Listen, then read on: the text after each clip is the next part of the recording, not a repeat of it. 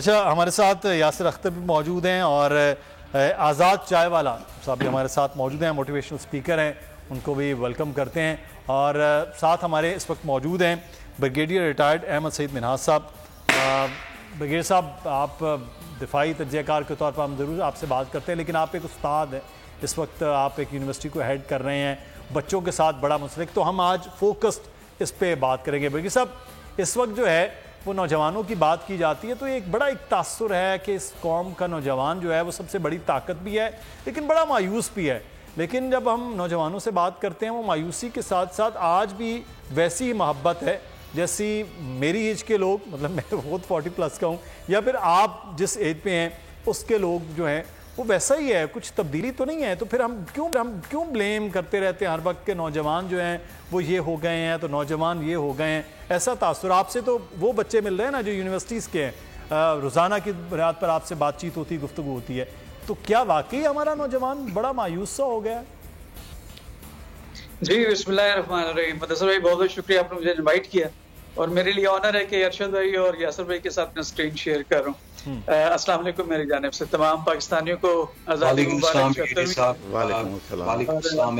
आप जैसे बड़े नाम जो हैं जो पाकिस्तान को इतनी शनाख्त दिलाते हैं इंटरनेशनल लेवल पे, आप लोगों की बहुत ज़्यादा कंट्रीब्यूशन है कि पाकिस्तान का नाम जहाँ जहाँ दुनिया में लिया जाता है तो आप जैसे फनकार, आप जैसे जो बड़े नाम हैं वो उसकी वसीला बनते हैं और पाकिस्तान को पूरी दुनिया जानती है। जहाँ तक मतलब आपको ये सवाल का ताल्लुक है कि क्या यंगस्टर्स जो हैं बहुत मायूस हो चुके हैं, तो चूंकि जैसे आपने कहा मैं एक यूनिवर्सिटी में होता हूँ, DHS सोफा यूनिवर्सिटी, वहाँ पे तकरीबन 3000 के करीब स्टूडेंट्स हैं जिनके साथ मैं डील करता हूँ। और मैं खुद चूंकि पढ़ाता भी हूँ क्लास में, सिर्फ मैनेजमेंट नहीं करता, तो उनके डेली के मसाइल, डेली की उनकी जितनी बातचीत होती है मैं सुनता भी हूँ और उससे मैं एनालिसिस भी करता हूँ। मैं बहुत कन्वीनियंटली ये कह सकता हूँ कि जो हमारा 65% जो यूथ है पाकिस्तान का, एक तो इंतहाई ज़हीन है। इस एज में जब हम हुआ करते थे 20-22 साल, इतने नॉलेजेबल नहीं थे, इतनी स्किल्स नहीं थी और माँ बाप के मरूने मेहनत रहा करते कि जिस डायरेक्शन में लेके जाते थे हम चले जाते थे। लेकिन आजकल का जो नौजवान है, स्पेशली पाकिस्तानी नौजवान, मुझे पूरा यकीन है कि वो इस कदर स्किलफुल हैं, इस कदर मोटिवेटेड हैं कि आने वाले दिनों के अंदर ही पाकिस्तान की मेन बैकबोन बनने जा रहे हैं। इतना यूथ जो है ये आपकी जो एलिमेंट ऑफ नेशनल पावर होती है उसके अंदर एक मेन एलिमेंट का किरदार जो यूथ अदा करती है। तो मैं जब यूथ से पूछता हूँ कि वो क्या मायूस है आने वाले दिनों से, तो बिल्कुल भी नहीं। हाँ, पॉलिटिकल इनस्टेबिलिटी की वजह से जो कुछ इस वक्त महंगाई है और उसमें माँ बाप के जो अफोर्ड करना फीस, उससे जो मुश्किलात हैं उसके हिसाब से जरूर वो कंसर्न रहते हैं। लेकिन वो साथ साथ जो एंटरप्रेन्योरशिप की एक वेव पाकिस्तान के अंदर चली है, तो वो उनका बड़ा एक मैं उनको नारा भी देता हूँ और खुद भी इस पर यकीन रखते हैं कि इंस्टेड ऑफ जॉब सीकर्स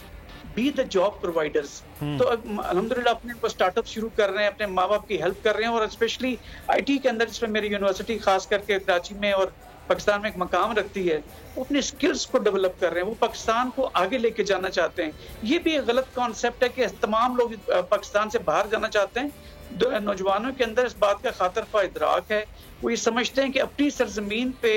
आप कम खा लें, वो उससे कहीं ज्यादा बेहतर है कि आप दियारा गैर में जाके वहाँ पे कमाएं और एक थर्ड रेटेड सिटीजन के तौर पर वहाँ पे परफॉर्म करें और अपनी स्किल्स को जो अपने पाकिस्तान से गेन किए हैं उसको किसी दूसरे मुल्क के फायदे के लिए लेकर आए। तो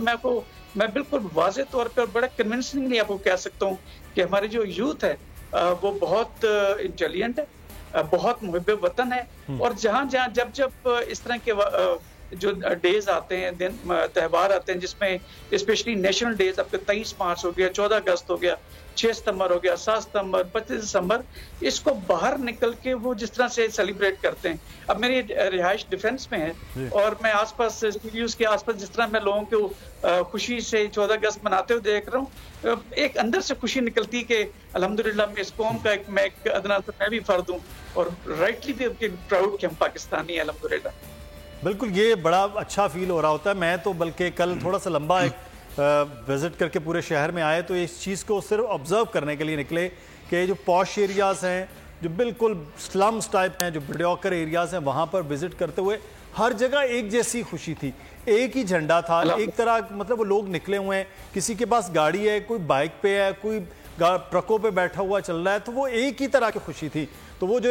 एक पूरा एक प्रोपेगेंडा बन रहा था कि शायद पाकिस्तान में जनाब जश्न आज़ादी और ये वो बिल्कुल सिर्फ और सिर्फ चंद लोगों की हद तक या सिर्फ सोशल मीडिया में कोई ऐसी चीज़ों के अलावा और कुछ नहीं था। तारीख का अमीर,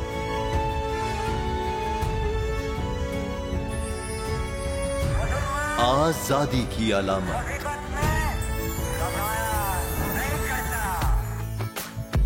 हुस्न का आईनादार, फिक्र नजरिए की अक्कास, सरफराजी का गवाह, यानी हम सबका निगहबान पाकिस्तान।